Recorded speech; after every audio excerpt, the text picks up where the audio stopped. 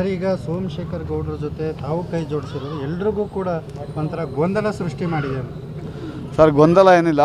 ನಾನು ಮೂಲತಃ ಗ್ರಾಮ ಪಂಚಾಯತಿ ಸದಸ್ಯನಾಗಿ ಏರೋಳ್ಳಿ ವಾರ್ಡ್ ನಂಬರ್ 72ರ ಪಾಲಿಕೆ ಸದಸ್ಯನಾಗಿ APMC ನಿರ್ದೇಶಕನಾಗಿ 15 ವರ್ಷಗಳ ಕಾಲ ಸತತವಾಗಿ ನಾನು ಸಾರ್ವಜನಿಕ ಜೀವನದಲ್ಲಿ ಪಕ್ಷಾತೀತವಾಗಿ, ಜಾತ್ಯತೀತವಾಗಿ, ಪ್ರಾಮಾಣಿಕವಾಗಿ ಜನಸೇವೆಯನ್ನು ಮಾಡಿರ್ತಕ್ಕಂಥವನು. ನಾನು ಪಾಲಿಕೆ ಸದಸ್ಯನಾಗಿದ್ದಂಥ ಅವಧಿನಲ್ಲಿ ಏನು ಪ್ರತಿ ತಿಂಗಳು ಪಾಲಿಕೆ ಸದಸ್ಯರ ಅಕೌಂಟ್ಗೆ ಬರ್ತದೆ ಸಾರ್ವಜನಿಕ ತೆರಿಗೆ ಹಣದಿಂದ ಗೌರವಧನ ಅಂಥೇಳಿ ಅದನ್ನು ವಾಪಸ್ ಕೊಟ್ಟು ಕೆಲಸ ಮಾಡಿರ್ತಕ್ಕಂಥ ಒಬ್ಬ ಪಾಲಿಕೆ ಸದಸ್ಯ.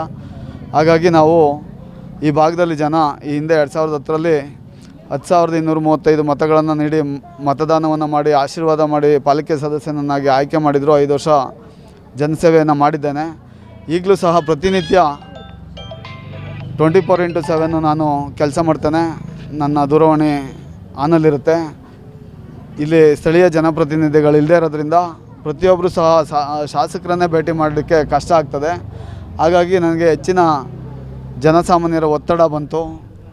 ಇಲ್ಲಿ ನಮ್ಮ ಬಡಾವಣೆಗಳ ಅಭಿವೃದ್ಧಿ ಆಗಿಲ್ಲ ಅಂಥೇಳಿ. ಹಾಗಾಗಿ ನಾನು ಒಂದು ತೀರ್ಮಾನವನ್ನು ನಮ್ಮ ಕಾರ್ಯಕರ್ತರು ಮುಖಂಡಗಳ ಜೊತೆ ಮಾತನಾಡಿ ಒಂದು ತೀರ್ಮಾನ ಮಾಡಿ ಏನು ನಾಗರಿಕರಿಗೆ ಇರ್ತಕ್ಕಂಥ ಸಮಸ್ಯೆಗಳನ್ನ ಬಗೆಹರಿಸಿ ನಮ್ಮ ಕ್ಷೇತ್ರದ, ನಮ್ಮ ವಾರ್ಡಿನ ಸಮಗ್ರ ಅಭಿವೃದ್ಧಿಗೋಸ್ಕರ ಒಂದು ತೀರ್ಮಾನ ಮಾಡ್ತಾಯಿದ್ದೇವೆ.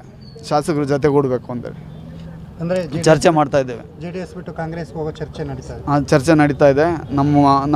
ನಮ್ಮ ಎಲ್ಲ ಮುಖಂಡರುಗಳು, ಹಿತೈಷಿಗಳು, ಮಾರ್ಗದರ್ಶಕರುಗಳು ಹಾಗೂ ಕಾರ್ಯಕರ್ತರುಗಳು ಮತದಾರ ಬಂಧುಗಳ ಅಭಿಪ್ರಾಯವನ್ನು ಪಡೆದು ಒಕ್ಕೊರಲಿಂದ ಒಳ್ಳೆಯ ತೀರ್ಮಾನವನ್ನು ಮಾಡ್ತೇವೆ. ಶಾಸಕರ ಜೊತೆಗಿರ್ತೇವೆ. ಸರ್, JDS ಬಿಟ್ಟು ಕಾಂಗ್ರೆಸ್ಗೆ ಹೋಗೋದಕ್ಕೆ ಕಾರಣ ಸರ್?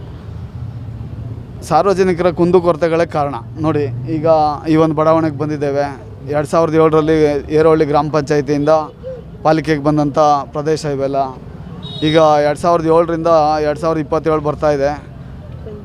20 ವರ್ಷಗಳಾದರೂ ಸಹ ನಮಗೆ ನಮ್ಮ ನಾಗರಿಕರು, ಮತದಾರರು ಪಾಲಿಕೆಗೆ ಕಟ್ಟಬೇಕಂತ ತೆರಿಗೆಯನ್ನು ಚಾಚು ತಪ್ಪದೆ ಕಟ್ಟದೆ ವಿಳಂಬ ಮಾಡಿದ್ರೆ ಬಡ್ಡಿ ಹಾಕ್ತಾರೆ, ಬಡ್ಡಿ ಸಮೇತನೂ ಕಟ್ತಾರೆ. ಆದರೆ ನಾವು ಕಷ್ಟಪಟ್ಟು ದುಡ್ದು ನಮ್ಮ ಮನೆಗಳಿಗೆ, ನಮ್ಮ ಸೈಟ್ಗಳಿಗೆ ಕಟ್ತಕ್ಕಂಥ ತೆರಿಗೆ ಹಣ ನಮ್ಮ ಮನೆ ಬಾಗಿಲಲ್ಲಿ, ನಮ್ಮ ರಸ್ತೆಯಲ್ಲಿ ಅಭಿವೃದ್ಧಿಗೆ ಬಳಕೆ ಆಗದೆ ಎಲ್ಲೆಲ್ಲ ಹೋಗ್ತಾಯಿದೆ. ನಮ್ಮ ಬಡಾವಣೆ ರಸ್ತೆಗಳು ಪಾಳು ಬಿದ್ದಿದ್ದಾವೆ, ಕುಲ್ಗೆಟ್ ಹೋಗಿದ್ದಾವೆ, ಹೆಜ್ಜೆ ಇಡೋಕ್ಕಾಗ್ತಾಯಿಲ್ಲ, ಓಡಾಡೋಕ್ಕಾಗ್ತಾಯಿಲ್ಲ, ನಡೆದಾಡೋಕ್ಕಾಗ್ತಾಯಿಲ್ಲ. ಕಾಲ್ನಡಿಗೆಯಲ್ಲಿ ನಡೆಯೋದು ಕಷ್ಟ ಆಗಿದೆ. ಹಾಗಾಗಿ ನಾವು ಅಭಿವೃದ್ಧಿಯ ಹಿತದೃಷ್ಟಿಯಿಂದ, ಸಾರ್ವಜನಿಕರ ಹಿತದೃಷ್ಟಿಯಿಂದ, ಮತದಾರರ ಹಿತದೃಷ್ಟಿಯಿಂದ ನಾವು ಒಂದು ತೀರ್ಮಾನ ಮಾಡಬೇಕು ಅಂತೇಳಿ ಚರ್ಚೆ ಮಾಡ್ತಾಯಿದ್ದೇವೆ. ಸೋಮಶೇಖರ್ ಅವ್ರ ಜೊತೆ ಕೈ ಜೋಡಿಸಿದ್ರೆ ಅಭಿವೃದ್ಧಿ ಆಗುತ್ತೆ. ಸಾರ್ವಜನಿಕರಿಗೆ ನೆಮ್ಮದಿಯಾಗಿ ಜೀವನವನ್ನು ಮಾಡುವಂಥ ಒಂದು ಅವಕಾಶ ಸಿಗುತ್ತೆ, ಮೂಲಭೂತ ಸೌಲಭ್ಯಗಳು ಸಿಗ್ತವೆ. ಹಾಗಾಗಿ ಒಂದು ತೀರ್ಮಾನಕ್ಕೆ ಬರ್ತಾಯಿದ್ದೇವೆ. ಜೊತೆಗೆ ಸರ್, JDS ಇಲ್ಲಿ ಗೆಲ್ಲದೆ ಇರೋದಕ್ಕೆ ಕಾರಣ?